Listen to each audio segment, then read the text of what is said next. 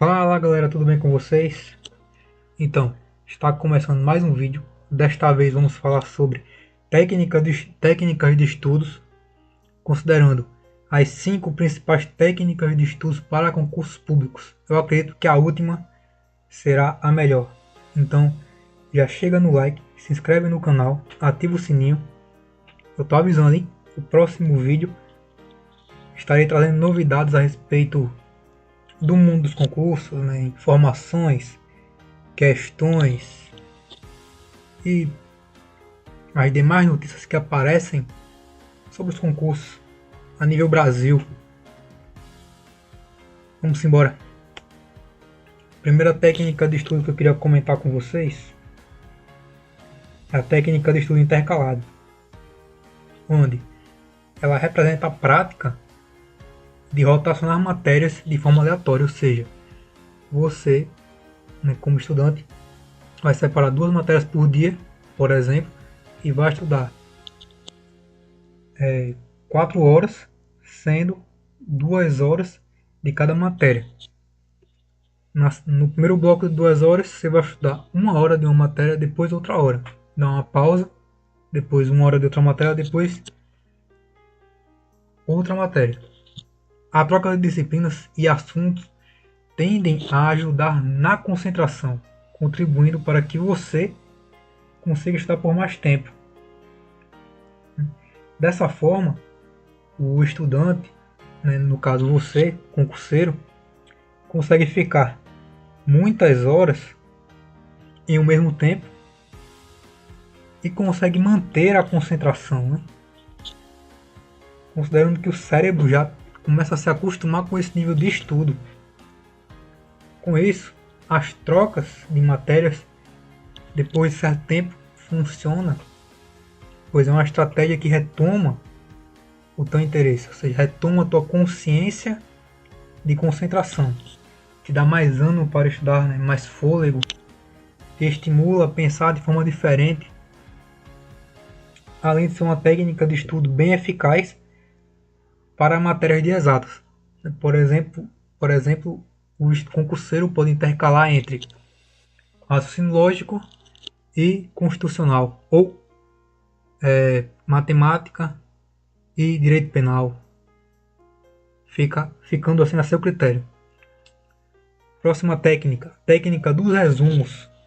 Os resumos são, na minha opinião, uma das técnicas de estudo mais eficazes, né, podendo ser utilizado para fixar melhor o conteúdo e trazer melhores resultados no momento da prova, tratando-se de uma junção de um tópico, né, da junção da matéria de um tópico em formato de texto, onde o concurseiro deve anotar os pontos mais importantes de uma forma fluida e rápida, para que ele não perca tempo estudando coisas que não precisam.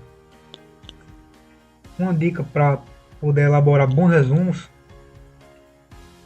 é necessário entender bem a matéria, né? Ou seja, você deve ler bem a matéria, deve entender bem a matéria, para depois escrever os seus resumos. Isso daí ajuda até no processo de memorização. Em muitos casos, não é nem necessário utilizar do resumo para poder lembrar de um determinado conteúdo. A autoexplicação. Essa, na minha opinião, é uma técnica infalível. Ela se baseia no método do concurseiro ensinar para ele mesmo sobre determinado assunto, ou seja, o concurseiro leu o assunto. A partir do momento que ele leu o assunto, ele vai fixar aquele assunto na mente, dar uma pausa, 5 minutos e tal, 1 hora, 2 horas, o que seja. Depois ele mesmo vai na frente do espelho e vai começar a explicar esse assunto para ele. É uma técnica que funciona no momento em que o estudante está lendo sobre determinado conteúdo e explicando para si mesmo com suas próprias palavras. Tal processo pode ser feito diante do espelho, como eu acabei de falar, e o principal objetivo desse método é que No processo de explicação, o assunto tende a ficar mais claro na memória, trazendo uma melhor fixação do conteúdo. Técnica 4. Realizar simulados e questões. A realização de testes práticos, como simulados, como questões sobre a matéria que você estudou, é uma excelente forma de aprendizagem. Muitas pessoas chamam isso de revisão. Tal método consiste na realização de um simulado de avaliação que também ajuda na preparação para o seu concurso. Além disso, é fundamental fazer uso de perguntas e respostas, das quais o estudante deve ter pleno domínio, de modo a reforçar os conteúdos que foram estudados. A formulação de questões oferece um bom aprendizado, considerando que é preciso que o concurseiro ele pense como o examinador e a partir daí ele consiga elaborar questões como se fosse este, certo? Última técnicazinha, a técnica mais importante de todas, a técnica de Pomodoro. É uma técnica baseada na divisão do fluxo de trabalho ou de estudos em blocos, de forma que traga uma concentração mais intensa. E assim consegue melhorar toda a agilidade do cérebro, o estimulando principalmente nesse ponto, para que ele consiga deixar memórias mais frescas, para que ele consiga tornar um determinado conhecimento, que ficaria na memória temporária, e leve isso para a memória